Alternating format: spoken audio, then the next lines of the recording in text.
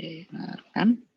Oke, kita akan bahas bab 9 dari buku statistiknya Lin. Oke, saya share screen dulu. Nanti kalau Anda ada pertanyaan, silahkan langsung interupsi saja, atau Anda boleh ketik di chat yang mana yang Anda lebih nyaman. Oke. Nah, kita mulai ya. Jadi kali ini kita akan bahas tentang estimation and confidence interval. Oke. Nah, jadi ada beberapa learning objective. Yang pertama adalah compute and interpret point of estimate of a population mean. Nah, nanti kita lihat dulu ya definisi dari point estimate. Lalu juga compute and interpret confidence interval. Nanti kita belajar apa itu confidence interval. Lalu compute and interpret confidence interval. Jadi for mean sama for proportion. Lalu untuk cara menghitung sample size. Dan juga cara mengadjust confidence interval untuk finite population. Oke. Nah, kemarin terakhir Pak Budi sampai bab 8, sekarang kita masuk ke bab 9. Nah, yang pertama adalah point estimate. Jadi apa yang dimaksud dengan point estimate? Point estimate is a single value used to estimate a population value atau parameter. Nah, jadi point estimate itu adalah sebuah titik di mana titik tersebut adalah titik yang kita gunakan untuk mengestimasi parameter kita. Oke, itu sebetulnya seperti apa kan sekarang masih abstrak banget ya. Nanti kalau saya tunjukkan grafiknya, Anda akan lebih mudah memahaminya. Oke, nah jadi point of estimate di sini adalah statistik computed from sample information that estimates population parameter. Jadi dia adalah hasil yang kita dapatkan atau informasi yang kita dapatkan dari sampel yang di situ kita bisa mengestimasi parameter populasi kita. Nah, contohnya seperti apa? Contohnya seperti ini.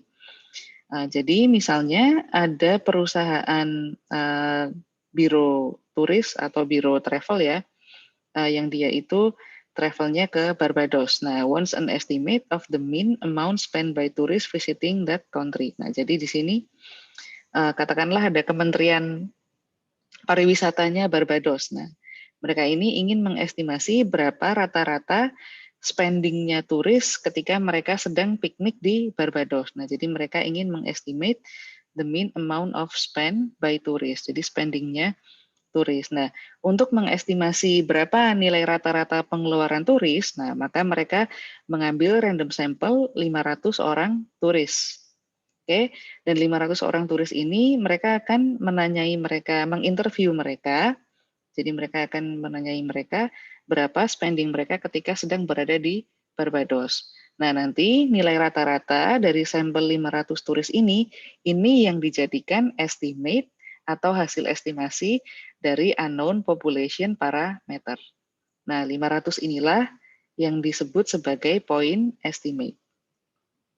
Jadi dia ini adalah nilai rata-rata pengeluaran turis yang berjumlah 500 ini. Jadi 500 ini adalah sampel dari jutaan turis atau mungkin ya ribuan turis yang datang ke Barbados di sampel 500 karena mereka nggak tahu kan di antara ribuan turis tadi itu sebetulnya rata-ratanya berapa, rata-rata pengeluarannya berapa, terus mereka mengambil sampel. Nah, nilai rata-rata sampel inilah yang dianggap sebagai estimasi dari rata-rata pengeluaran di populasi tadi. Nah, itu yang dimaksud dengan point estimate. Oke. Jadi ini ya, yang penting it serve as estimate for the unknown population parameter. Oke. Jadi kita boleh bilang bahwa misalnya 500-nya ini dia adalah X bar.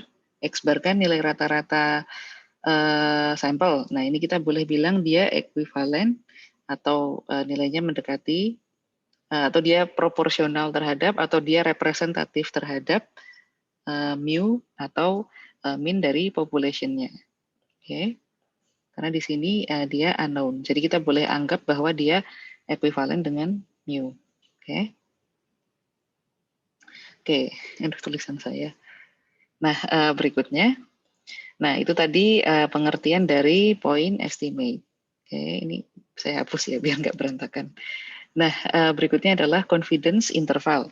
Nah, apa yang dimaksud dengan confidence interval? Confidence interval is a range of values within which the population parameter is expected to occur. Nah, tadi kan kita tidak mengetahui ya, apa namanya, population parameternya kan unknown. Nah, kalau kita punya confidence interval, ini kita asumsikan bahwa population parameter itu berada di antara confidence interval. Jadi confidence interval itu dia dari satu titik ke titik berikutnya. Nah, misalnya begini. Nah, kita itu expect bahwa ini warnanya. Nah, bahwa parameter kita itu berada di antara ini. Jadi, oke, parameter misalnya. Parameter. Sedangkan yang ini adalah confidence interval. Nah, itu adalah range. Range itu berarti ya range value within which the population parameter is expected to occur. Nah, confidence interval ini dia dikonstruk atau disusun dari sampel data. Nah, jadi kita mengkonstruk confidence interval itu berdasarkan sampel data. Nah, barulah dari situ kita bisa mengasumsikan bahwa population parameter itu akan berada di antara confidence interval ini. Jadi dia ada dua nilai ya, nilai yang batas bawah sama nilai yang batas atas. Population parameter itu ada di antara kedua nilai tersebut. Oke.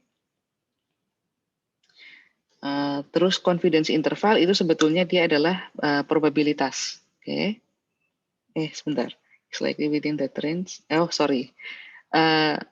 Jadi di sini kita asumsikan bahwa parameter populasi itu akan nilainya akan berada di antara confidence interval dan dia punya probability tertentu. Jadi ada sekian persen probabilitas population parameternya itu akan muncul di confidence interval, di range confidence interval. Oke.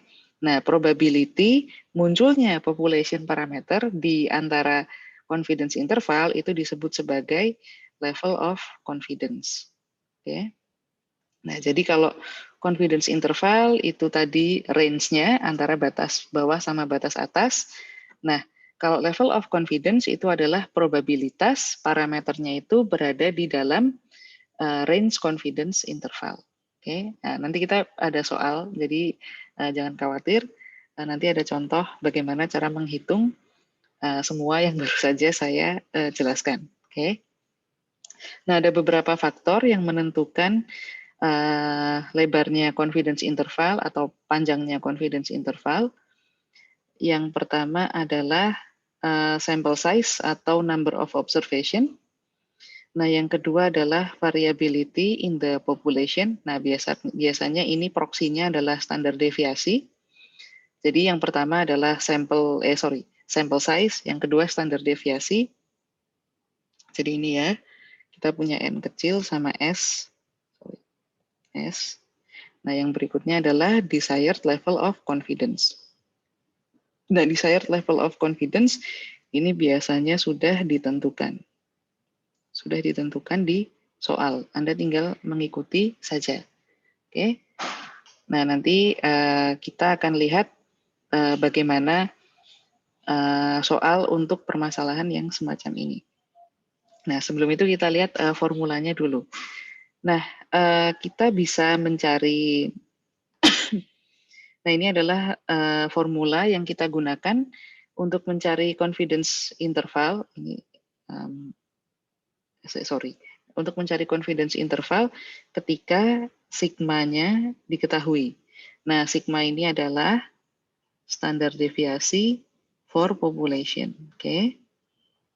Nah, Anda ingat ya bahwa standar deviasi untuk populasi itu lambangnya adalah sigma. Kalau standar deviasi untuk sampel itu lambangnya adalah S. Oke. Jadi jangan sampai kebalik ya, sigma sama S. Kalau itu sigma, itu standar deviasinya populasi. Kalau S itu adalah standar deviasinya untuk sampel. Sama juga, mean sampel itu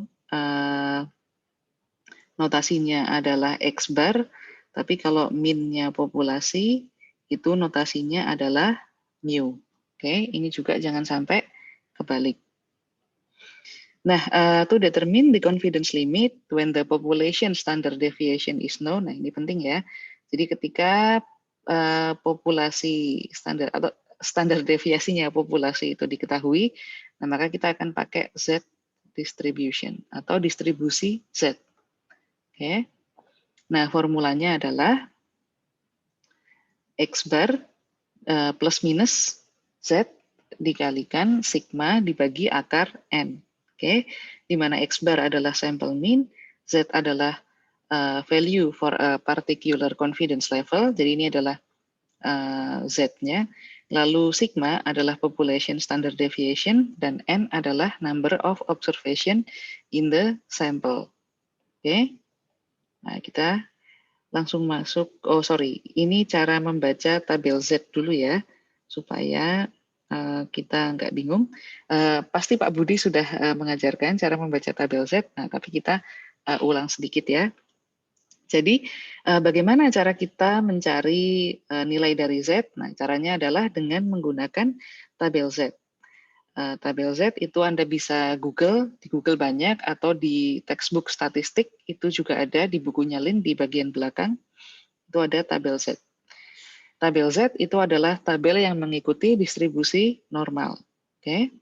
Nah, jadi ini ada contoh kalau misalnya kita diminta untuk mencari nilai Z dengan confidence interval 20% confidence interval, sebentar. Oh, ini harusnya bukan confidence interval, ini supaya Anda nggak bingung. Ini yang dimaksud. Nah, jadi kadang-kadang kita agak kebalik-balik ya. Ini harusnya adalah level of confidence. Nah, level of confidence-nya itu adalah 95%. Nah, kita diminta untuk mencari nilai Z ketika level of confidence-nya adalah 95%. Nah, yang bisa kita lakukan adalah kita bisa menggambar, karena distribusi Z itu mengikuti distribusi normal, maka gambarlah bell curve atau gambarlah kurva distribusi normal. Nah, kalau sudah dari 95% ini, karena kalau tabel distribusi normal itu kan ada dua bagian ya. Jadi yang sebelah kanan ini sebetulnya nilai min itu di sini ya. Jadi yang sebelah kanan atau ini ya, ini angka 0 di sini. Sebelah kanan angka 0 dan sebelah kiri angka 0, ya kan? Nah, maka di sini si 95% ini dibagi menjadi 2. Karena kan kalau misalnya keseluruhan tabel itu kan 100% kan. Nah, 95% itu dibagi 2. Nah, nanti ketemulah 95% dibagi 2, itu hasilnya adalah ini, 0,4750. Oke. Nah, yang sini juga sama, 0,4750. Karena tabel distribusi normal itu simetri kanan dan kirinya. Nah, maka di sini sisanya yang di luar confidence interval itu ada. Jadi kalau tadi kita punya terlalu tebal ya, sebentar. Tadi kita punya level of confidence-nya itu adalah sebentar. Level of confidence-nya kita punya 95%. Nah, ini kebalik saya. Nah, kalau penuh kan 100% ya. Nah, dikurangi level of confidence kita yang 95%. Nah, ini sisanya kan 5%. Nah, 5% itu dibagi 2, yaitu ke sini sama ke sini. Karena dia punya dua ekor kan, jadi ekor yang sebelah kanan sama ekor yang sebelah kiri. Ini ekor yang sebelah kanan, ini ekor yang sebelah kiri. Oke.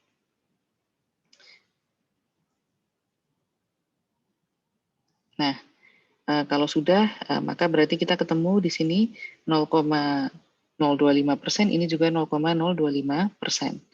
Nah, di sini tugas kita adalah mencari nilai Z itu yang ada di sini, yang ada di titik ini. Ini adalah nilai Z. Ini adalah nilai Z yang kita cari.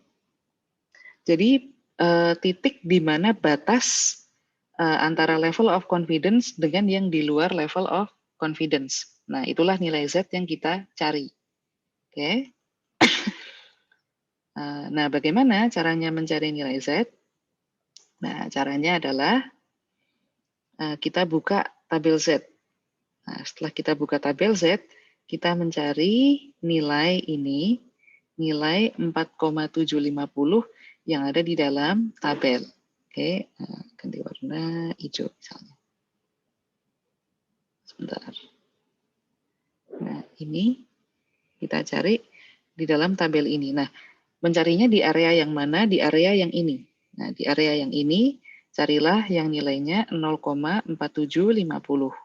Oke. Nah, kalau sudah ketemu, tandai. Misalnya, oh ini ketemu 0,4750. Nah, maka tariklah ke samping, lalu sampai di kolom pertama, dan tariklah ke atas sampai baris paling atas. Nah, Z kita itu sama dengan nilai yang ada di kolom pertama, 1,9 ditambah yang ada di baris pertama, 0,06. Nah, maka nilai Z-nya adalah 1,96. Nah, seperti itu ya cara membaca tabel Z. Oke.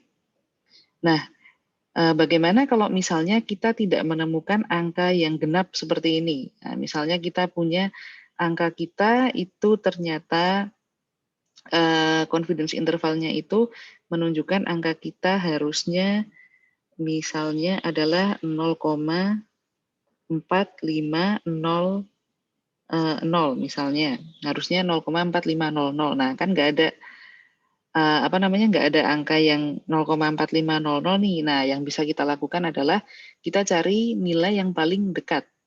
Nah, nilai yang paling dekat dari 0,4500 itu adalah dua nilai ini. Oke. Nah, di sini saya kalau misalnya nilai ini tidak ada di tabel, maka saya akan mencari nilai, misalnya saya mencari nilai Z yang dia itu lebih kecil sama dengan nilai ini. Oke. Nah, jadi di antara dua nilai yang paling dekat ini, maka yang akan saya pilih adalah yang ini, 0,4495, bukan yang 0,4505. Oke.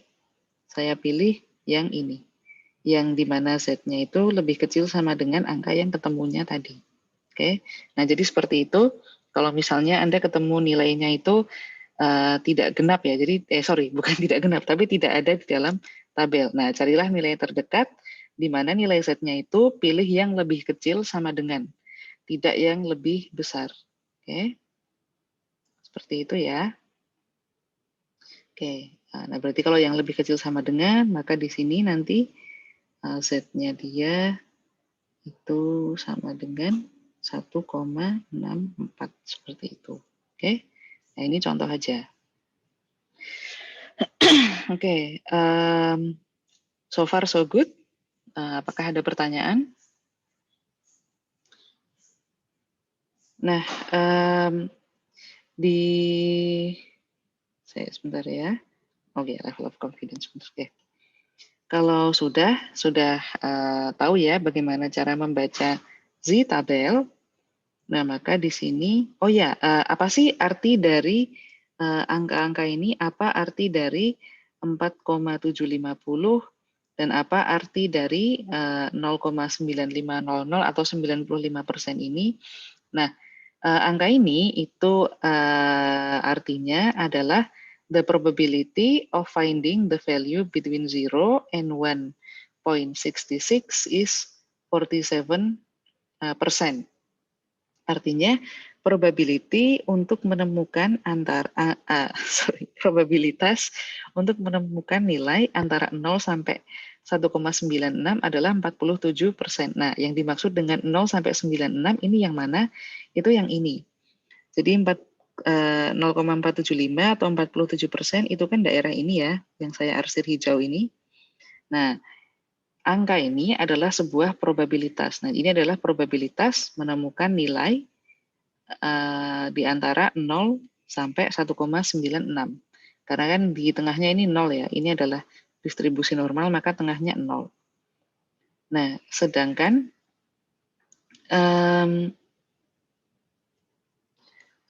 sebentar. Oh ya, nah sedangkan yang 95% itu apa? Nah 95% itu adalah yang saya arsir warna abu-abu ini. 95% itu kan yang segini. Nah itu adalah probabilitas menemukan nilai antara minus 1,96 sampai 1,96. Oke. Nah, jadi itu adalah probabilitasnya 95%. Nah, gitu ya. Oke. Kita masuk ke contoh soal. Nah, supaya lebih relate ya, maka kita masuk ke contoh soal. Nah, oh ya, nanti kalau ujian, soal yang akan saya ujikan kepada Anda tuh modelnya akan sama dengan seperti yang saya bahas di kelas. Ya, tentu soalnya beda ya, cuman modelnya akan sama. Jadi kalau Anda belajar dengan baik, soal-soal yang kita bahas di kelas nanti saat ujian itu harusnya Anda bisa mengerjakan dengan lancar. Oke? Nah, kita masuk ke soal. Jadi the American Management Association is studying the income of store manager in retail industry.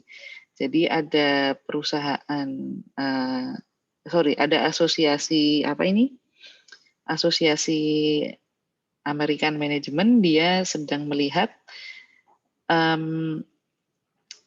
penghasilan dari manajer toko di retail industry.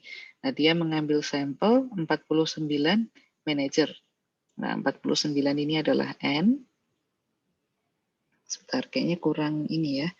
Saya tebelin dikit. Nah, 49 ini adalah N. Nah, lalu ternyata sampel min-nya adalah 45.420. Nah, jadi penghasilan rata-rata manajer retail itu sekitar 45.420 dolar. Ini adalah X-bar. Nah, standar deviasi dari populasi, nah ini Anda harus perhatikan ya. Standar deviasi dari populasi, bukan standar deviasi dari sampel ya, standar deviasi dari populasi itu adalah 2050. Ini adalah sigma.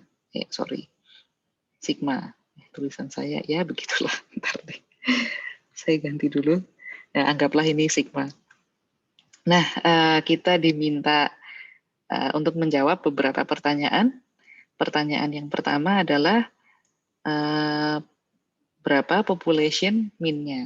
Nah, di sini kita tidak mengetahui population min, kita hanya mengetahui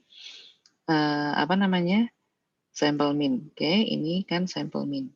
Nah, tapi di sini tadi kan saya sudah mengatakan ketika kita punya point of estimate, di mana X bar ini adalah point of estimate, itu kita boleh mempunyai asumsi bahwa dia ekuivalen dengan population parameter. Nah, jadi kita boleh mengatakan bahwa karena kita tidak tahu population mean, maka kita boleh menggunakan, so we can use the sample mean sebagai estimasi terbaik kita. Nah, jadi seperti itu ya. Jadi kalau ditanya berapa population mean-nya, Anda boleh menjawab bahwa karena kita tidak mengetahui population mean, maka estimasi paling baik untuk population mean adalah sample mean, yaitu 45.420. Oke. Nah, yang berikutnya kita ditanya what is the reasonable range of value for population mean? Nah, range of value for population mean, maka ini Anda diminta untuk mencari confidence interval. Nah, tadi kan waktu kita melihat definisi confidence interval itu adalah range di mana kita mengira-ngira bahwa disitulah population mean berada, kan? Nah, berarti kalau Anda diminta what is the range value for population mean, ini artinya Anda diminta untuk mencari confidence interval. Oke. Nah, maka kita cari confidence interval dengan rumus ini ya, rumus yang ini. Oke, nah kita tulis ulang rumusnya biar nggak lupa di sini. Jadi confidence interval adalah X bar plus minus Z, lalu di sini standar deviasi dibagi akar N. Oke. Nah, di sini American Management Association itu memutuskan untuk memilih menggunakan 95% confidence level. Nah, berarti kan ini sama seperti contoh yang ada di sini ya.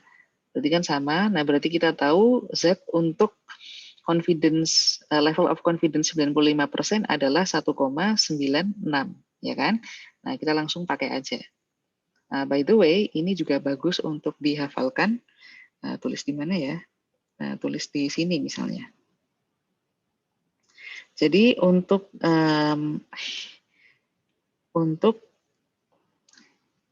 level of confidence 95%, itu nilai Z-nya adalah 1,96. Sedangkan untuk yang 90%, itu ini nilai Z-nya adalah 1,64. Oke, ini kalau Anda lihat di tabel, itu ketemunya seperti ini. Nah, kenapa ini baik untuk dihafalkan? Karena biasanya di soal itu yang keluar adalah kalau tidak alfa, sebentar, tips untuk kok alfa sih? Karena di soal itu kalau bukan confidence interval 95%, biasanya confidence interval 90%. Oke, daripada Anda lama-lama susah-susah buka tabel, nah ini Anda bisa hafalkan. Oke. Nah, kita lanjut ya. Nah, jadi di level of confidence 95% kita tahu Z-nya adalah 1,96. Nah, maka kita masukkan rumus ini untuk menjawab soal nomor 2. Nah, jadi di sini tadi kita punya 45.420 plus minus 1,9. Sebentar. 1,96 dikalikan sigmanya 2050 dibagi akar 49 ya. Nah, akar 49. Nah, ini nanti sama dengan 45.420 plus minus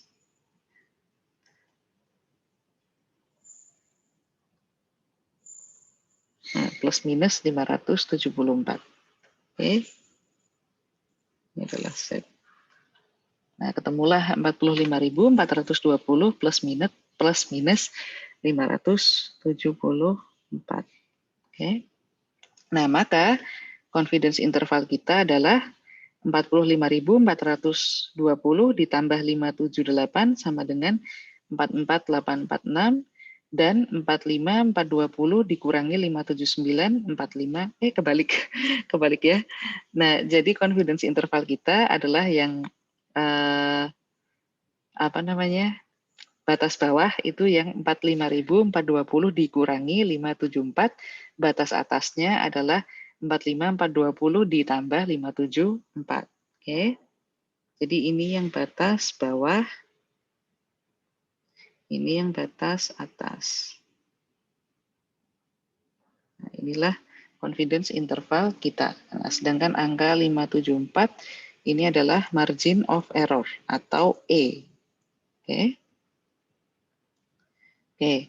Nah, sampai sini ada pertanyaan?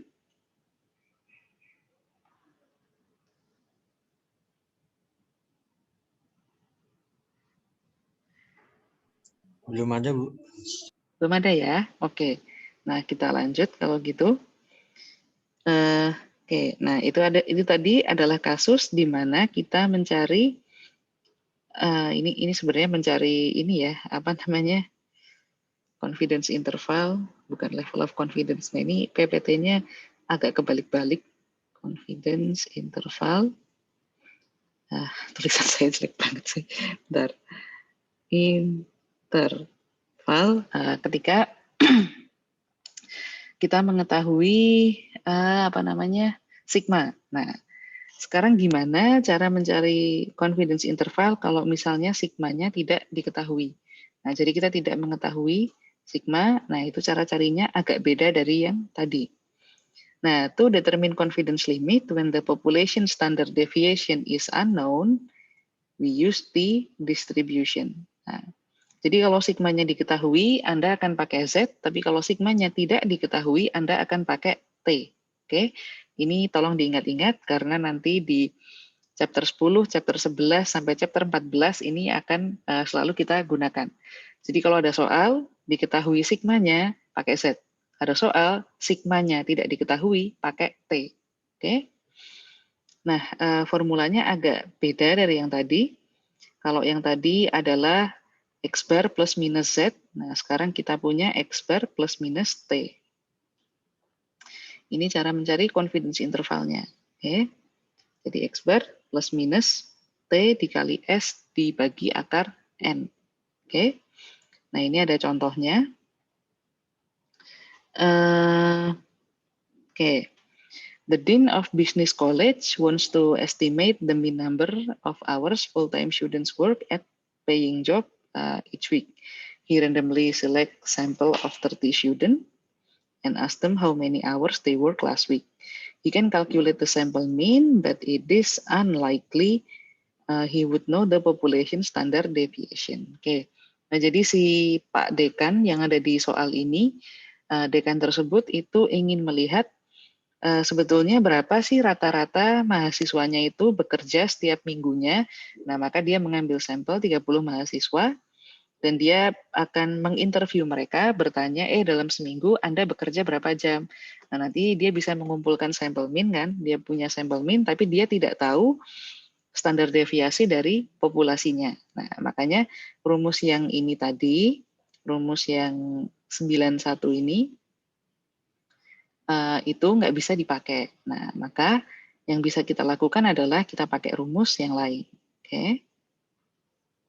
Nah, di sini ini ada tips ya untuk menentukan kapan kita pakai Z statistik, kapan kita pakai T statistik, atau kapan pakai distribusi Z, kapan pakai distribusi T. Nah, yang pertama adalah ketika asumsi populasi Anda itu adalah populasi normal, nah karena nanti Anda akan ketemu populasi yang distribusinya tidak populasi distribusi normal ya. Nanti ada distribusi Poisson, distribusi gamma, distribusi eksponensial, dan lain-lain. Nah, tapi kalau misalnya populasinya normal, itu Anda langsung cek apakah standar deviasi populasinya diketahui atau tidak. Ada ya, apakah sigmanya diketahui atau tidak. Kalau misalnya tidak diketahui, Anda pakai T. Kalau diketahui, Anda pakai Z. Oke, cukup simpel kan? Nah, kalau di Z ini kan sigmanya tidak ada, jadi kita pakainya S atau standar deviasi sampel. Oke. Nah, ini adalah karakteristik dari distribusi T dan distribusi Z. Nah, sebetulnya keduanya itu sama-sama yang simetris. Cuman bedanya adalah kalau distribusi T itu dia memang distribusi normal, jadi dia betul-betul mengikuti distribusi normal. Sorry, kalau distribusi Z itu dia memang distribusi normal, jadi dia persebaran distribusinya, persebaran probability-nya itu mengikuti distribusi normal. Nah, kalau T itu sebetulnya dia juga mengikuti distribusi normal, tapi dia distribusi normal yang sudah di-adjust, jadi adjusted normal distribution. Kenapa dia dibilang adjusted? Nah, karena biasanya distribusi T itu digunakan untuk sampel size yang kecil. Jadi kalau ada sampel size yang kecil, biasanya kurang dari 30, dan sampel size-nya tuh mengikuti distribusi persebaran datanya itu mengikuti distribusi normal, tapi sampel size-nya kecil, nah itu biasanya kita akan pakai T. Tapi kalau kita punya sampel size yang besar dan mengikuti distribusi normal, itu dia akan mengikuti Z distribution. Nah, itulah kenapa gambarnya distribusi T itu lebih flat daripada yang Z. Oke, itu karena interval antar observasinya itu lebih dekat satu sama lain daripada yang Z. Kan kalau sampelnya lebih kecil size-nya, kan maka nanti antara observasi satu dengan yang lain itu lebih dekat kan. Nah, kalau yang Z ini sampelnya lebih besar. Oleh karena itu bentuknya seperti bell curve. Nah, sedangkan kalau T ini dikatakan bentuknya lebih mirip gunung atau ya mountain ya. Di sini ada tulisannya nggak sih? Nah, ini mound shape. Itu si distribusi T. Oke. Nah, kita lanjut. Oh ya, kita lanjut dulu sebelum ke soal. Kita lihat dulu bagaimana cara kita mencari nilai T menggunakan tabel. Nah, untuk sementara ini, Anda akan mencari Z dan T menggunakan tabel. Tapi nanti di bab-bab yang sudah lebih advance, kita bisa mencari T dan juga Z tidak menggunakan tabel. Oke. Nah, untuk mencari T, tentu saja asumsi yang perlu dipenuhi, dia mengikuti distribusi normal, ya sama seperti Z ya, sama-sama distribusi normal. Di buku cetak Anda itu tabel untuk T itu ada di appendix B5. Kalaupun nggak ada, Anda tidak punya textbook, Anda bisa search di Google ya, tabel T. Itu pasti ketemu nanti. Tabel T atau Students T itu sama aja. Nah, caranya untuk mencari nilai T itu cukup simple. Jadi di sini Anda perhatikan level of confidence-nya itu berapa. Anda cari di sini. Jadi di paling atas itu ada yang namanya confidence interval. Nah, jadi ini maksudnya ya sama dengan level of confidence ya. Jadi buku Anda ini kadang-kadang nyebutnya suka kebalik-balik, tapi nggak masalah. Nah, itu cari yang nilainya sama. Kalau 95%, maka cari di tabel yang nilainya 95%. Oke.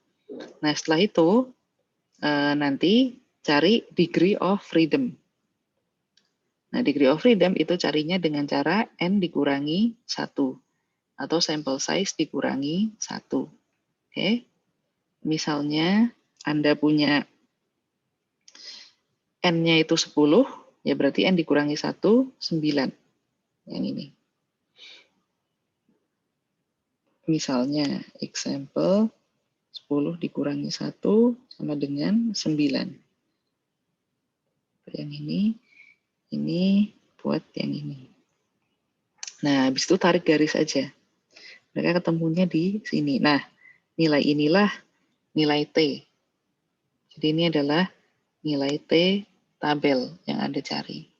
Oke. Jadi untuk confidence interval 95% dan degree of freedom 9, nilai T-nya adalah 2,262. Oke. Nah, kita masuk ke ini ya, apa namanya, soal supaya bisa lebih dipahami lagi. Nah, jadi di sini ada contoh soal a tire manufacturer wishes to investigate the threat of life of its tires. A sample of 10 tires driven 50,000 miles revealed sample mean of 0.32 inch of thread remaining with standard deviation 0.0.9 inch. Nah, construct 95% confidence interval for the population mean. Nah, jadi di sini pabrik ban, jadi pabrik ban itu dia ingin tahu berapa masa hidup bannya ya. Jadi ya thread ini mungkin bagian dari ban, saya nggak tahu apa tapi. Nah, jadi dia mengambil sampel 10 ban. Ini adalah N-nya. Nah, lalu dia ketemu standar deviasi, sample mean atau X bar-nya adalah 0,32 dengan standar deviasi 0,09. Ini adalah S. Ini bukan sigma ya. Jadi ini bukan sigma. Oke, itu adalah S. Nah, lalu kita diminta untuk mengkonstruk 95% confidence interval untuk population mean. Nah, ini adalah level of confidence. Level of confidence. Oke. Okay. Now, would it be reasonable for the manufacturer to conclude after 50,000 miles the population mean amount of thread remaining 0,3 inci? Nah, nanti kita ingin lihat apakah reasonable untuk si perusahaannya ini untuk mengatakan bahwa setelah dipakai untuk berkendara sejauh 50.000 miles, maka nanti population mean untuk thread-nya adalah 0,3 inci. Nah, ini pertanyaan ini dia itu bertanya apakah 0,3 ini berada di antara confidence interval. Jadi is 0.3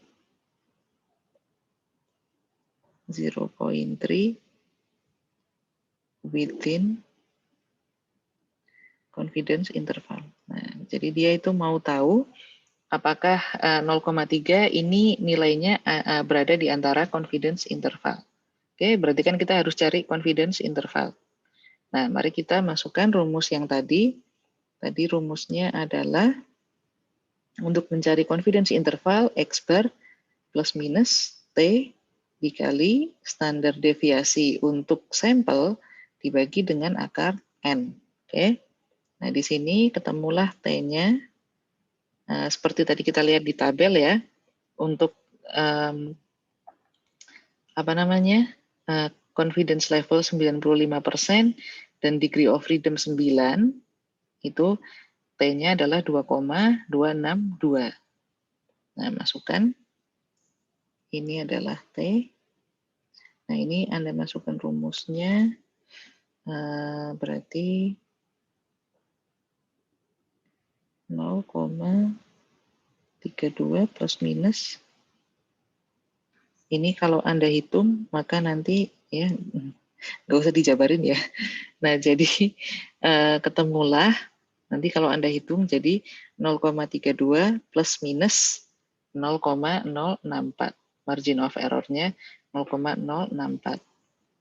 Nah, ketemulah confidence interval, batas bawahnya adalah 0,256 dan batas atasnya adalah 0,384. Nah, jadi kalau misalnya the margin of error adalah ini ya. Jadi reasonable ya. So the manufacturer can be reasonably sure that the mean remaining thread depth is between 0,256 sampai 0,384. Karena 0,3 tadi, yang ini dia memang berada di dalam confidence interval. Oke, jadi ada possible kalau misalnya mean of population-nya itu adalah 0,03. Oke, jadi di sini itu reasonable. Karena kan tadi kita mencari ya, bahwa population parameter itu berada di antara confidence interval. Oke. So far so good. Kalau so far so good, kalau ada pertanyaan silahkan. Tapi kalau misalnya ya silahkan. Bu Amanda mau tanya, itu pada saat baca tabel T, begitu saya cari di Google, itu ada yang one tail sama two tail. Kalau one tail itu berarti itu di cuma satu sisi aja ya. Jadi anggapannya 95%, harusnya kan 0,05 kalau two tail. Tapi kalau one tail berarti dibagi dua gitu ya. Oke, good question. Nah, jadi begini, jadi kita untuk minggu ini kita belum bahas level of significance. Jadi level of significance itu tidak sama dengan level of confidence. Nah, jadi cara membaca tabel T itu tergantung informasi yang Anda miliki. Kalau Anda hanya memiliki informasinya confidence interval, maka baca berdasarkan confidence interval saja. Yang bawah ini nggak usah dibaca. Jadi langsung ikuti aja confidence interval berapa, degree of freedom berapa. Nah, tapi nanti di chapter 12-13, di chapter 12-13 kita sudah mulai membahas level of confidence, maksud saya level of significance. Nah, itu baru Anda mulai memperhatikan ini level of significance-nya dia yang one tail atau dia yang two tail. Nah, jadi begitulah cara Anda membaca tabel T, tergantung informasi yang Anda miliki. Kalau Anda hanya punya informasi yang ini saja yang saya lingkari, nah berarti yang lain tidak perlu dibaca. Jadi seperti itu ya. Jadi karena kita masih membahas confidence interval, jadi yang level of significance kita tinggalkan dulu. Tapi nanti kita memang akan belajar tentang level of significance. Oke, thank you. Ada pertanyaan lain? Terima kasih, Bu. Iya, sama-sama. Ada pertanyaan lain? Oke, belum ada ya. Nah, kita lanjut dulu. Nah, itu tadi, jadi 2 soal ini cukup sederhana ya. Anda hanya diminta untuk mencari level of confidence antara diketahui sigmanya sama tidak diketahui sigmanya.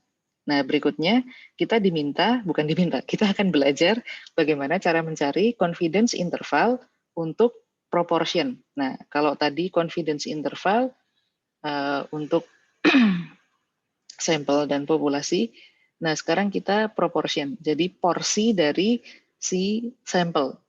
Oke.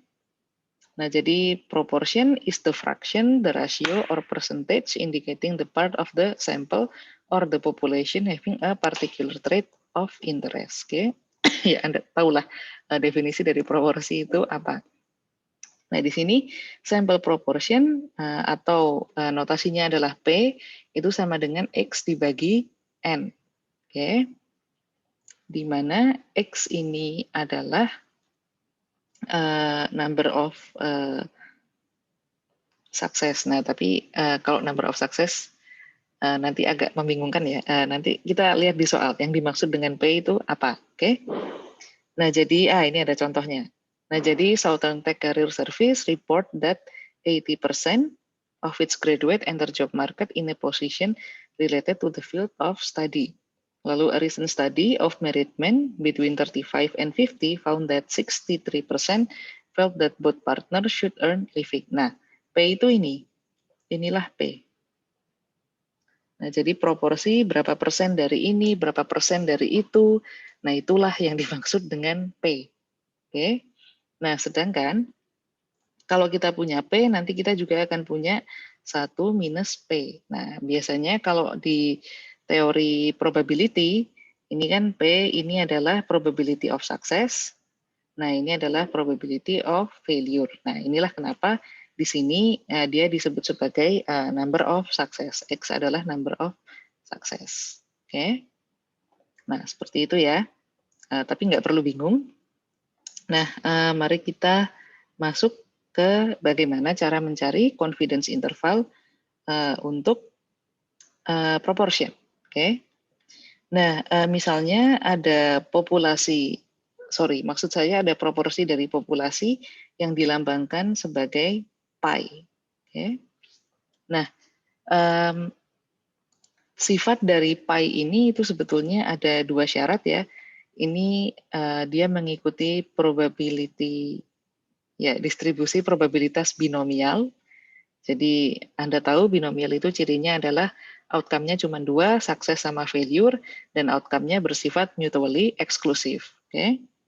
Nah, lalu yang berikutnya, value dari N dikali pi sama N dikali 1 minus pi itu lebih dari 5. Greater than or equal to 5. Jadi lebih dari atau sama dengan 5.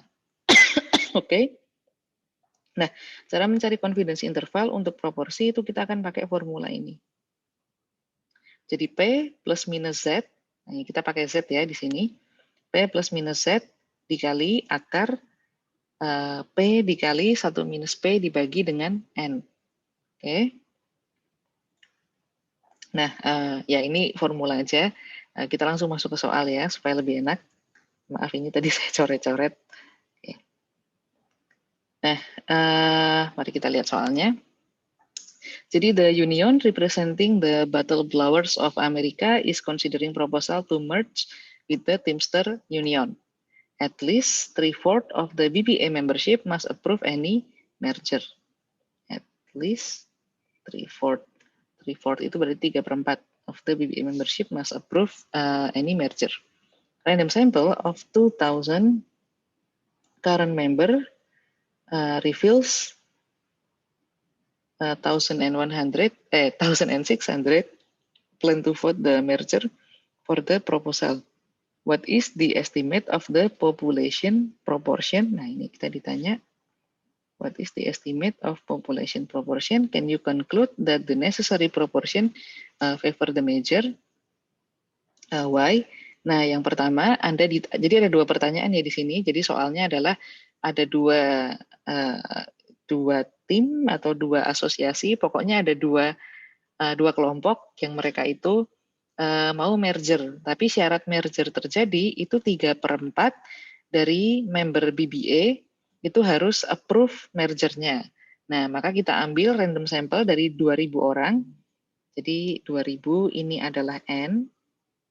Ternyata dari 2.000 ini 1.600 itu setuju untuk merger. Nah, inilah X.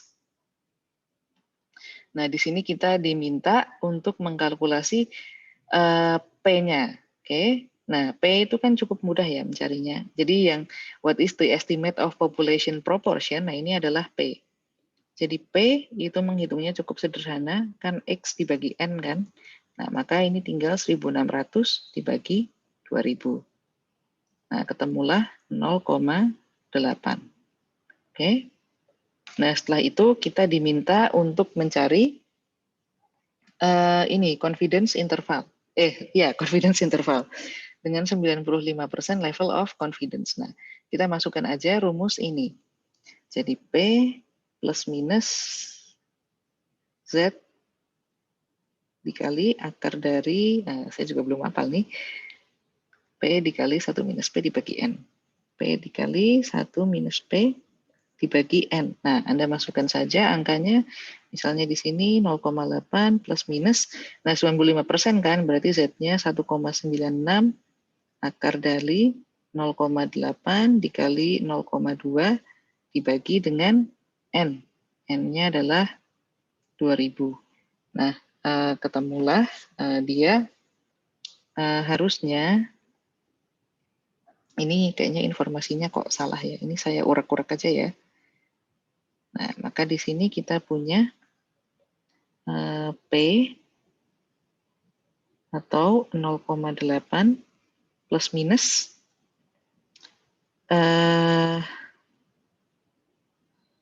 sebentar. Tadi udah saya hitung, kenapa saya lupa ya? Saya buka dulu ore-orean saya tadi. Bentar ya.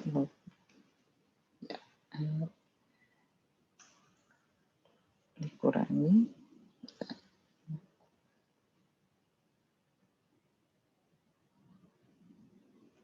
Oke. Nah, plus minus 0,018. Nah, ketemulah ini ya, 0,8 plus minus 0,018. Nah, maka di sini kita bisa simpulkan bahwa confidence intervalnya adalah antara 0,782 dan 0,818. Oke.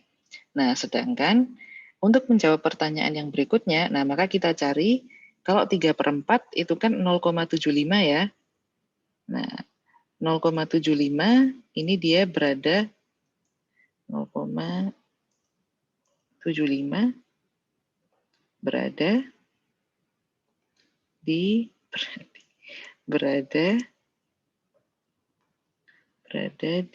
range confidence interval. Nah, maka di sini kita bisa simpulkan bahwa ya ini mergernya most likely akan terjadi. Karena tadi yang estimated 75% tadi itu berada di dalam confidence interval. Oke. Nah, jadi gitu ya, prinsipnya tuh tetap sama, cara ngitungnya kita cari dulu berapa Z-nya, lalu kita cari confidence intervalnya, dan cek apakah parameter population-nya itu ada di dalam confidence interval. Oke. Oke, nah itu untuk yang proportion. Apakah cukup jelas?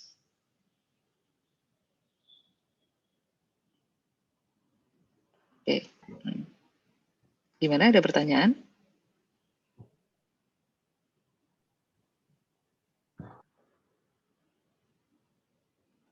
Oke, kalau belum ada pertanyaan, saya lanjut ya.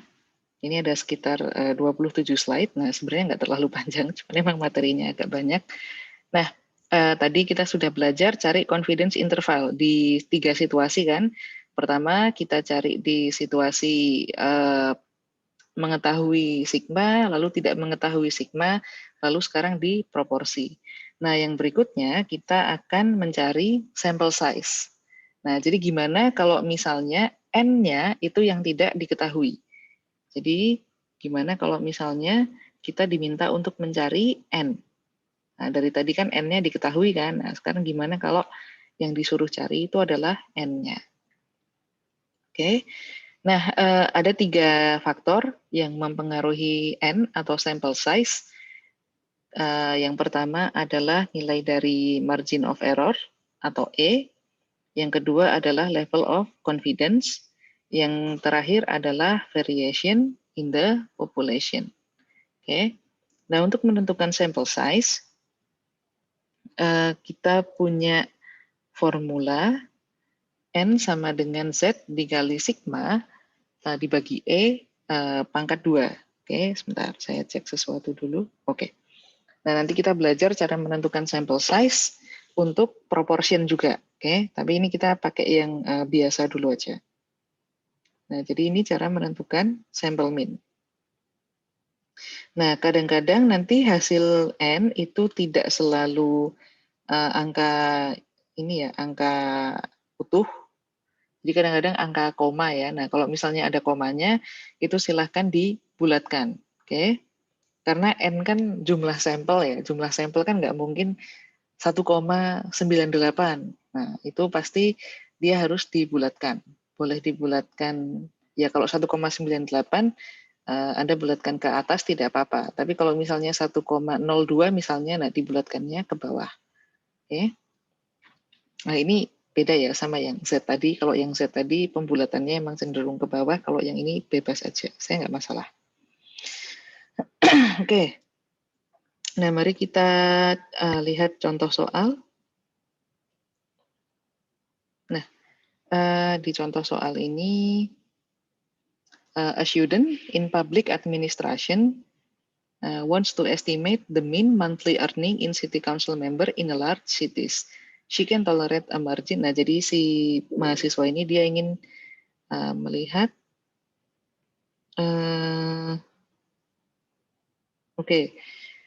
dia ingin mengestimasi rata-rata penghasilan bulanan anggota city council di kotanya dia. Di kota-kota besar. Nah, dia bersedia untuk mentoleransi margin of error 100 dan dia memilih level of confidence-nya 95%. Nah, the student found a report by Department of Labor that the standard deviation is $1,000. Nah, di sini pertanyaannya adalah what is the required sample size? Nah, jadi si mahasiswa ini dia ingin melihat rata-rata penghasilan bulanan city council member di kota besar. Nah, dia bersedia menerima margin of error $100. Jadi ini adalah E-nya. Dan dia ingin memilih level of confidence 95%. Dan di sini dia menemukan standar deviasi. Standar deviasinya di sini berarti sigma ya, standar deviasi. Standar deviasi 1000. Nah, pertanyaannya adalah dia butuh berapa sampel supaya bisa melakukan estimasi ini. Jadi what is the required sample size? Nah, ini Anda cukup langsung memasukkan ini ya ke rumusnya aja. Jadi di sini Z dikalikan sigma dibagi E kuadrat. Ya kan? Ya. Nah, karena level of confidence 95%, maka Z-nya 1,96 dikalikan sigmanya 1000, nah dibagi E-nya 100, nah pangkat 2. Nah, nanti ketemunya adalah 384,16. Nah, ini dibulatkan ke atas ya, boleh aja sih, bebas aja mau dibulatkan ke atas atau ke bawah. Nah, ini sampel size-nya dia butuh paling tidak 385. Oke. Jadi itu cara mencari sampel size. Nah, jadi cukup sederhana ya. Jadi selama informasinya lengkap, ya tinggal masukin aja ke rumus. Oke. Nah, berikutnya gimana cara kita mencari sampel size kalau misalnya itu dari proporsi. Oke. Oke. Nah, ada 3 faktor yang mempengaruhi sampel size di proportion. Itu yang pertama adalah margin of error, yang kedua adalah level of confidence, nah yang ketiga adalah pi-nya atau P-nya tadi. Nah, rumus yang digunakan untuk mencari sampel size di proportion itu adalah N sama dengan pi. Pi ini sebetulnya ya sama seperti P ya. Jadi N sama dengan pi dikali 1 minus pi dikali Z dibagi E kuadrat. Oke. Nah, mari kita lihat apakah kita bisa memecahkan soal ini. Nah, misalnya student yang tadi itu dia sekarang ingin mengestimasi proporsi dari di kota ini yang dia that have private refuse collector. Ya, apa ya ini maksudnya? Oke, pokoknya dia punya private refuse collector ini. Nah, the student wants to estimate the population proportion with margin of error 0,1. Nah, ini adalah E-nya. Dan level of confidence-nya sekarang 90%. Nah, kalau 90%, ini Z-nya sama dengan 1,64 kalau Anda cek di tabel. Oke. And has no estimate for the population proportion. What is the required sample size? Nah, di sini karena dia di sini di soal ini kita tidak mengetahui pi kan. Nah, karena kita tidak mengetahui pi, ini sebetulnya soalnya tidak bisa dipecahkan. Jadi yang ada di sini ini saya tidak yakin bahwa ini adalah pembahasan yang benar dari soal ini. Jadi tadi saya sudah cek sebelum saya masuk ke kelas ini, saya cek berkali-kali, loh kok pi-nya nggak ada ya. Nah, jadi untuk yang soal ini, saya tidak bisa memecahkan. Karena apa? Karena pi-nya tidak diketahui. Nah, bagaimana kita bisa memasukkan rumus ini kalau misalnya pi-nya tidak diketahui. Nah, jadi dugaan saya ini ada informasi yang belum masuk ke dalam PPT-nya ini. Oke. Nah, lalu bagaimana cara kita mencari contoh soal untuk yang sample size proportion? Oh, jangan khawatir, nanti di latihan soal yang di belakang kita akan punya contoh untuk kasus seperti ini. Oke. Tapi untuk soal yang ini saya skip karena ini ada informasi yang tidak ada di situ. Oke. Nah, yang terakhir ini adalah yang dia menggunakan finite population adjustment. Oke, nah jadi finite itu kan terbatas ya, jadi kita punya batas, jadi populasinya itu nggak bisa lebih dari sekian. Nah itu artinya finite. A population that has fixed upper bound is finite. Jadi misalnya populasinya kurang dari sama dengan 100.000. Nah berarti upper bound-nya adalah 100.000. Oke. Nah untuk finite population, kalau tadi di awal waktu saya sempat contohkan yang wisatawan di Barbados, itu kan jumlah wisatawannya kan kita assume infinite ya, karena kan dari waktu ke waktu kan kita tidak mungkin menghitung, jadi kita assume infinite. Tapi kalau misalnya finite, jadi misalnya nggak bisa lebih dari 5.000, maksimal 5.000, nah itu finite.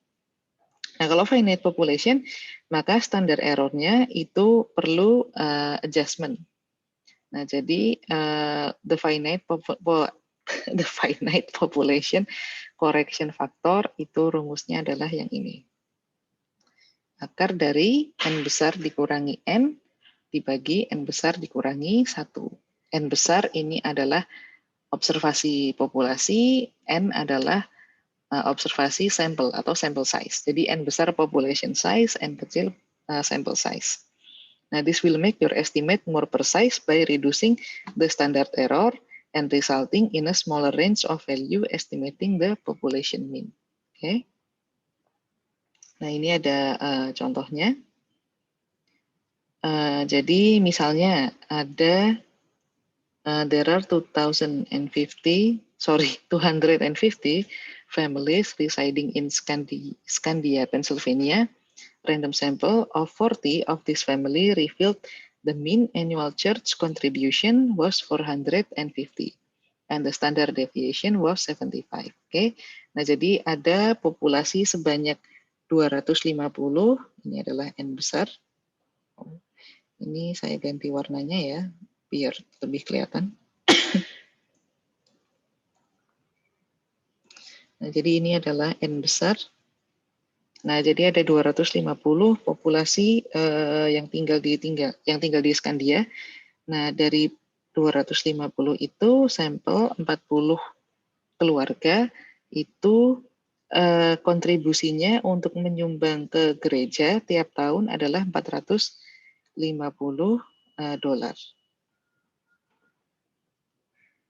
Lalu standar deviasinya adalah 75 dolar. Oke. Nah, di sini karena kita tidak mengetahui sigma, kita hanya mengetahui S, nah maka kita akan pakai distribusi T. Oke. Nah, di sini ditanya, pertanyaan yang pertama adalah what is the population mean? What is the best estimate for population mean? Nah, jadi karena population mean-nya kita nggak tahu, tapi kita tahu kita tahu mean sample, nah maka kita bilang estimate-nya adalah sample mean. Oke. Nah, maka di sini nomor 2 develop 90% confidence interval untuk population mean.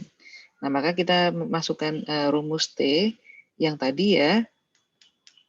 Sebentar. Ini the standard error is adjusted by oke. Berarti yang tadinya kita punya rumus X bar plus minus T dikalikan S dibagi, sebentar ya, saya cek dulu rumusnya benar apa enggak, biar enggak salah, dibagi akar N kan, ya, S dibagi akar N. Sekarang kita tidak menggunakan S dibagi akar N, tapi kita menggunakan ini, N dikurangi N besar dikurangi N kecil. Bentar ya, gambarnya tulisannya kurang jelas. N dikurangi N kecil dibagi N besar dikurangi 1. Oke. Nah, kita mencari confidence intervalnya dengan cara seperti ini. Nah, nilai T-nya adalah ini. Ini nilai T. Kalau Anda lihat di tabel, nah nanti ini kalau Anda hitung, maka ketemunya adalah ini.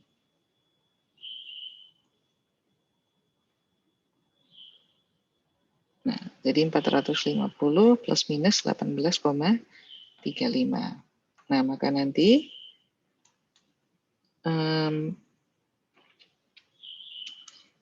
confidence intervalnya adalah antara 43165 sampai dengan 468,35. Nah, berikutnya adalah ada pertanyaan, apakah population mean-nya mungkin 445? Nah, jawabannya mungkin 445 karena dia berada di antara nilai confidence interval. Oke. Jadi dia within confidence interval. Nah, lalu ditanya lagi, kalau 425 mungkin apa enggak? Nah, yang 425 ini tidak mungkin. Karena apa? Karena dia is not within the confidence interval. Oke. Nah, jadi seperti itu ya caranya. Kalau misalnya kita punya finite population. Oke.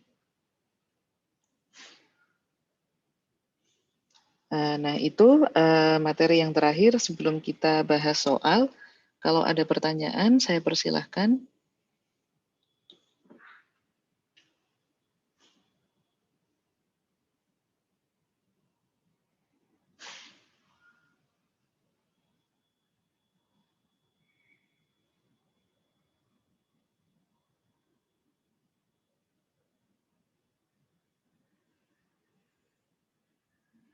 Oke, kalau nggak ada kita latihan soal ya.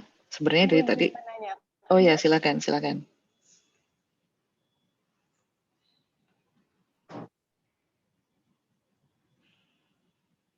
Silakan. Iya Bu, terkait tadi confidence interval mungkin boleh diulang kembali Bu yang tentang batas atas batas bawah itu bagaimana ya Bu ya? Oke.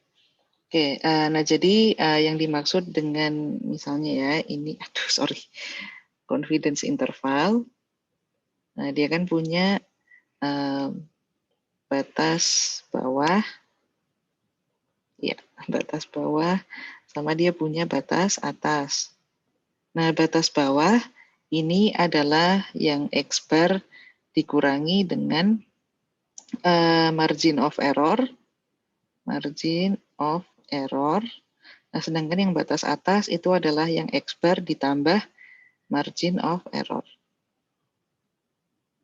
Nah, kalau dalam kasus, sebentar ya. Error, oke. Nah, kalau dalam kasus soal nomor terakhir ini misalnya yang kita kerjakan, oh nggak bisa ini ya, oke. Nah, jadi kalau berdasarkan soal ini ya, itu berarti batas bawahnya dia adalah 450 dikurangi 18,35. Nah, maka hasilnya adalah 43165. Nah, sedangkan yang batas atas berarti dia 450 ditambah 18,35 berarti dia sama dengan 468,35. Nah, berarti confidence intervalnya itu adalah dari 431,65 sampai dengan 468,35. Nah, ini yang dimaksud dengan batas atas dan batas bawah. Nah, dari sini kita ingin tahu apakah parameter populasi ada di antara angka tersebut. Apakah parameter populasi ada di antara kedua nilai tersebut. Oke, kedua nilai tersebut.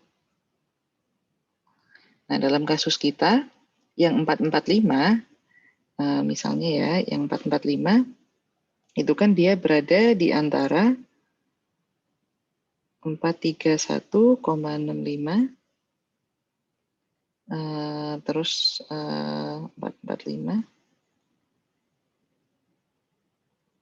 lalu 468. Nah, karena dia berada di antara dua nilai ini, maka dia berada di antara confidence interval. Maka kita bisa bilang bahwa nilai min-nya memang bisa 445. Tapi kalau nilai min-nya yang 425 ini kan tidak berada di antara confidence interval. Maka kemungkinan tidak mungkin population parameternya segitu. Nah, jadi fungsinya confidence interval ini kita ingin mengkonfirmasi. Jadi cuman kayak mungkin nggak sih parameter populasinya nilainya sekian. Nah, nilai yang sekian tadi mungkin tidaknya itu kita cek di confidence interval. Kalau masih di dalam range, berarti oh ya mungkin population parameternya nilainya segitu. Tapi kalau dia di luar confidence interval, berarti oh tidak mungkin population parameternya nilainya segitu. Nah, kira-kira seperti itu. Apakah cukup membantu? Iya Bu, terima kasih banyak Bu. Oke, sama-sama. Ada pertanyaan lagi?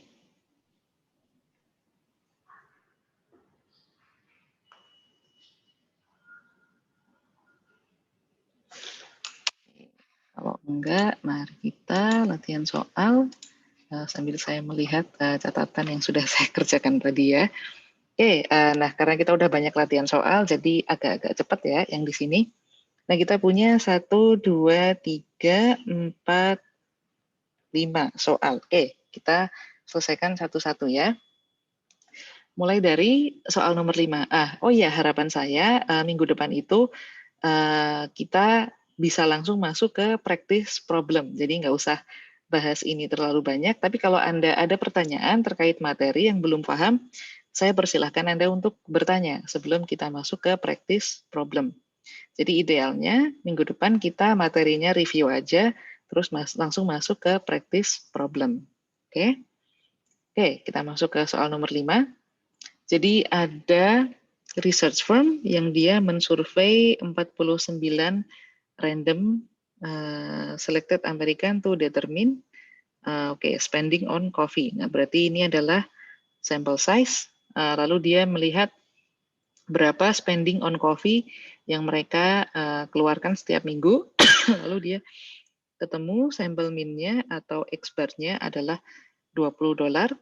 Nah, standar deviasi untuk populasinya, nah ini adalah sigma. Sigmanya ini adalah $5. Nah, kita diminta untuk mencari point of estimate of the population mean. Oke, nah kita diminta untuk mencari population mean. Nah, padahal kita tidak punya data dari population mean. Yang kita punya adalah sample mean. Nah, maka di sini sample mean itu adalah best estimate. Oke, $20 itu adalah best estimate. Karena dia adalah sample mean. Oke. Nah, yang berikutnya adalah dengan 95% level of confidence determine the confidence interval. Oke, nah kita diminta untuk mencari confidence interval. Nah, gampang ya, masukin aja rumusnya X bar plus minus. Karena sigmanya diketahui, kita pakai Z dikali sigma dibagi akar N. Nah, ini kalau Anda masukin, jadi 20 plus minus 1,96 ya, karena 95% Z-nya 1,96 dikalikan $5 dibagi akar dari 49. Oke. Nah, hasilnya nanti kita punya CI itu antara 18,6 sampai dengan 21,4. Oke. Nah, ini cukup mudah ya soal nomor 5. Sebentar, ini saya ganti sample mean is best estimate. Oke. Oke, berikutnya soal nomor 11. Oke. Panjang juga ya soal nomor 11. Oke. Nah, di sini kita punya the owner of Britain's egg farm wants to estimate the mean number of eggs produced per chicken. A sample of 20 chicken shows they produce, ini adalah N-nya, they produce average 20 eggs per month, ini adalah X bar-nya. Ini adalah X bar. Within standard deviation of 2x per month. Nah, ini adalah standar deviasi sampel. Oke. Nah, what is the value of population mean? Nah, lagi-lagi kita diminta untuk mencari best estimate dari population mean. Nah, best estimate-nya adalah sample mean. Maka di sini best estimate-nya adalah 20. Oke. Nah, explain why we need to use the T distribution. Nah, di sini dikatakan kenapa kita harus pakai T distribution. Nah, ini jawabannya sebetulnya mudah ya, because sigma is unknown. Oke. Jadi karena sigmanya tidak diketahui, maka kita pakai distribusi T. Oke. Nah, yang berikutnya, untuk 95% confidence interval, value of T-nya berapa? Nah, ini Anda bisa cek di tabel, cek di mana confidence intervalnya 95%. Nah, maka kita ayo buka tabel T sama-sama. Tabel T dengan degree of freedom-nya berarti 19 ya. Oh, kepotong di sini. Nggak ada di sini ya. Nah, ini nanti Anda cek di T tabel Anda. Tapi kalau menurut perhitungan saya di sini, T-nya itu adalah 2,093. Oke. Nah, lalu kita diminta untuk mencari margin of error. Nah, apa itu margin of error? Nah, margin of error itu adalah kalau kita punya rumus, jadi di sini rumus confidence interval kita kan X bar plus minus T dikalikan standar deviasi dibagi akar N kan. Nah, maka yang dimaksud dengan margin of error itu adalah yang ini. Nah, ini adalah margin of error. Nah, Anda hitung margin of error-nya dengan formula tersebut, nanti akan ketemu margin of error-nya itu 2,093 dikali 2, 2 dibagi akar 20. Ini sama dengan 0,94. Oke.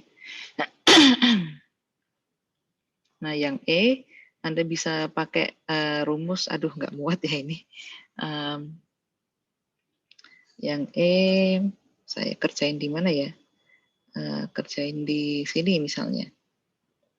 Nah, ya jangan ding. Nah, sebentar. Oh, saya kerjain di sini ya. Maaf ya, berantakan. Nah, yang E, ini kita cari 20 plus minus margin of error 0,94. 0,94. Nah, ini E untuk question 11. Nah, maka di sini nanti confidence interval kita itu adalah antara 19,06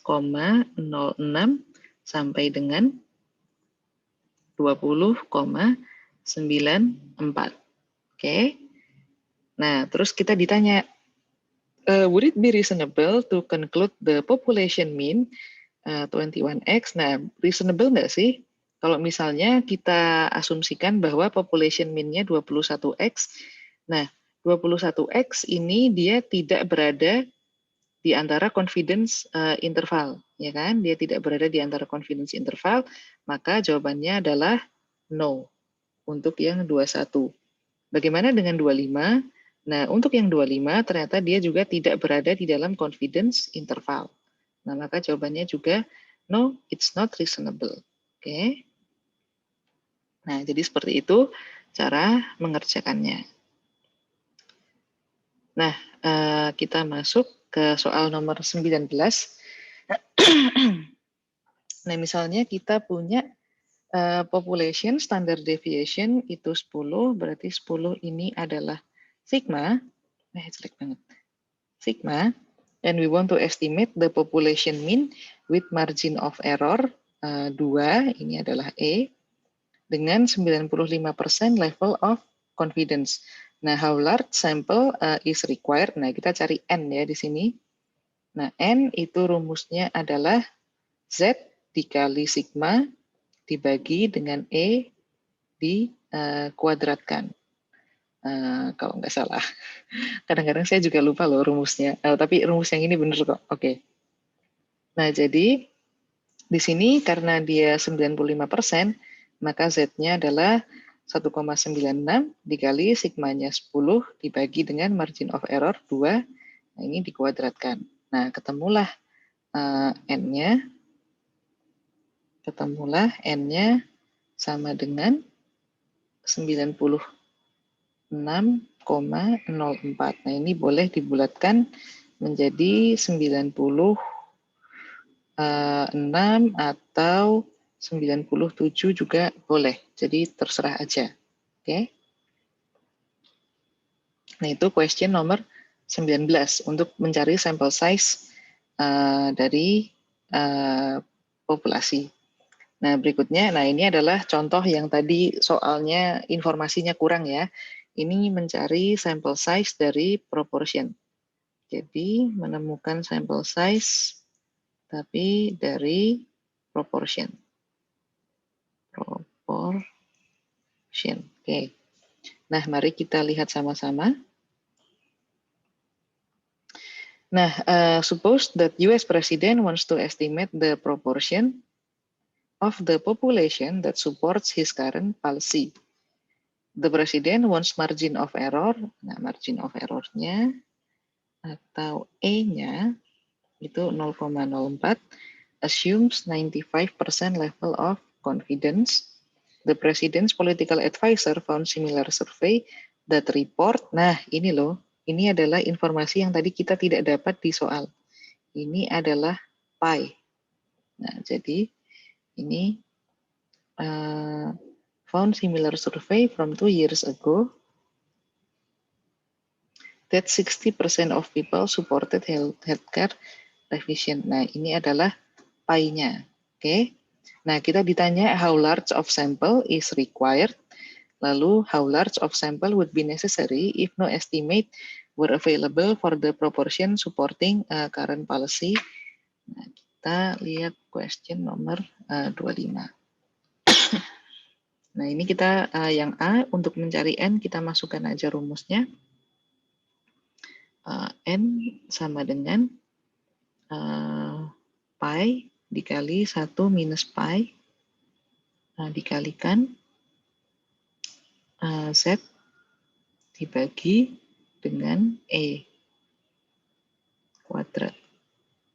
Nah, ini sama dengan 0,6 dikalikan 0,4 dikalikan 1,96 dibagi 0,04 kuadrat. Nah, ini sama dengan 576,2. Nah, atau dibulatkan menjadi 577. Nah, begitu ya caranya. Tinggal dimasukin rumus aja. Oh, I see. Nah, untuk yang kedua, oke. Jadi nanti kita kembali ke soal yang tadi ya. Nah, jadi untuk yang kedua ini, dia ditanyakan gimana caranya kita mencari sample size kalau misalnya di sini proporsinya tidak diketahui. Nah, berarti sama seperti soal yang saya tinggalkan tadi.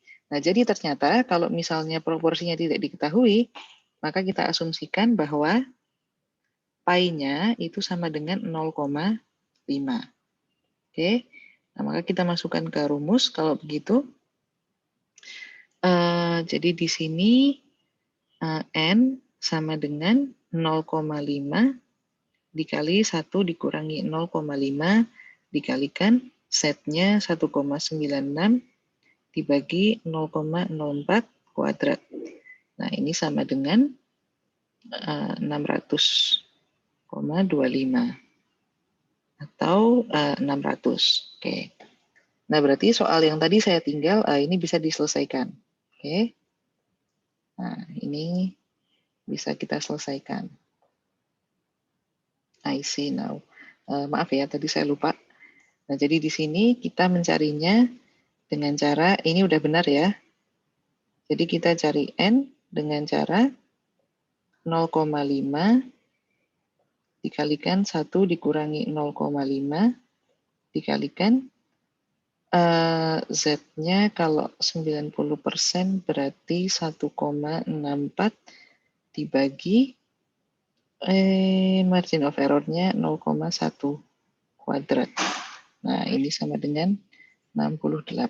Oke, nah ini jadi caranya seperti ini ya. Oke.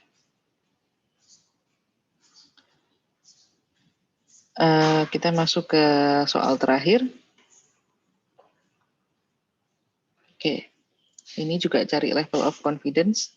Nah, jadi the attendance at Savannah Colts Minor League game last night was 400. Nah, ini adalah populasi ya. Ini N besar. Oke. Ada sedikit kesalahan tadi yang saya buat rupanya. Maaf ya. Saya di bagian yang terakhir ini. Nah, ini rumusnya salah ini. Tapi jawabannya benar. Nah, ini rumusnya salah, ini harusnya tetap, saya balik warna biru dulu. Jadi ini harusnya dia tetap akar N. Nah, cuman sekarang dia dikalikan. Nah, dikalikan dengan N dikurangi N per N dikurangi 1.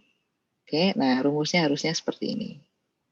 Sorry, rumusnya harusnya seperti ini. Oke. Nah, jadi ini saya kasih catatan. Jadi ini bisa X bar plus minus T dikalikan S per akar N. Nah, di sini baru dikalikan lagi N besar dikurangi N per N besar dikurangi 1. Oke. Nah, jadi seperti itu ya, bukan dibagi di bawahnya, tapi dikalikan. Oke. Nah, ini bukti bahwa menghafalkan rumus itu memang sangat sulit. Nah, oleh karena itu nanti ketika Anda ujian, ujian Anda itu sifatnya open book ya. Jadi Anda boleh membuat kumpulan catatan rumus. Yang penting itu bukan Anda hafal rumus, yang penting adalah Anda paham Anda harus pakai rumus yang mana. Karena percuma juga hafal rumus, tapi Anda nanti bingung, ini pakai rumus yang mana ya? Nah, itu kan sama aja ya. Nah, jadi yang penting adalah Anda paham Anda harus pakai rumus yang mana. Oke. Nah, jadi ini adalah populasi, lalu 50 ini adalah N kecil atau sample size. Nah, ini number of soft drink consumed per person, ini adalah X bar. Oke, ini adalah X bar. Standar deviasi, nah ini adalah S. Nah, di sini kita akan mendevelop 99% confidence interval. Nah, di sini karena kita pakai T, jadi kita cari di tabel ya. Maka nanti kalau Anda cari di tabel dengan degree of freedom 49, degree of freedom-nya gede banget ya. Degree of freedom 49, nanti Anda akan ketemu bahwa T-nya itu nilainya adalah 2,680. Nah, apakah ada cara lain untuk menemukan nilai T dan nilai Z tanpa melihat tabel? Nah, saat ini jawaban saya adalah tidak ada cara lain. Jadi Anda harus melihat tabel. Oke. Oh, itulah kenapa nanti ketika ujian saya juga akan mengizinkan Anda membawa T dan Z tabel. Oke, nah ini kita hitung karena kita diminta untuk mencari confidence interval kan dengan informasi yang ada tersebut, maka mari kita cari. Jadi confidence interval rumusnya adalah X bar plus minus T dikalikan S dibagi akar N.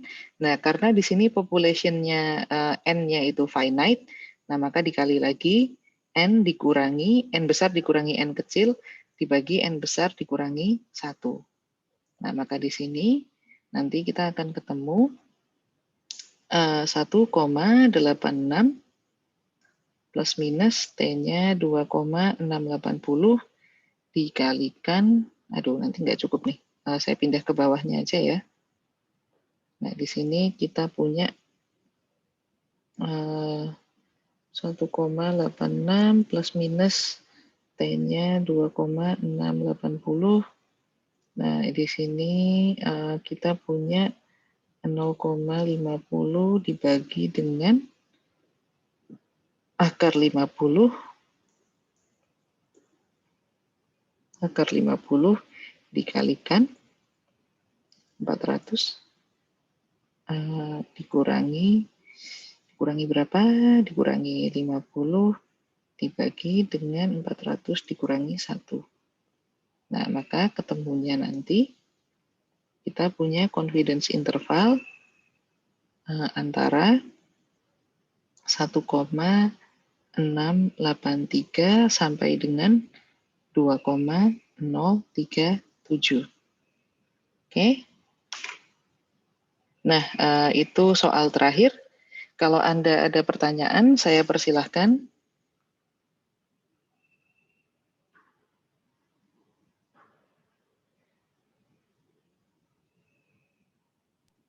Mau tanya Bu, Silahkan.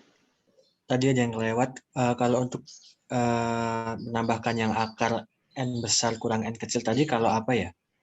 Oh iya, jadi kita pakai yang akar N besar dikurangi N kecil, dibagi N besar dikurangi 1, itu ketika kita punya finite population. Nah, finite population itu adalah ketika N dari populasinya diketahui. Jadi ketika ada N yang diketahui, nah disinilah kita akan menambahkan ini. Menambahkan N besar dikurangi N kecil dibagi N besar dikurangi 1. Oke. Jadi soal yang finite population itu dia N besarnya atau jumlah populasinya diketahui dan jumlah sampelnya diketahui. Nah itu Anda jangan lupa menambahkan rumus ini di belakang rumus confidence interval Anda. Oke. Begitu, apakah cukup membantu? Oh oke Bu, makasih Bu. Iya sama-sama. Ada lagi?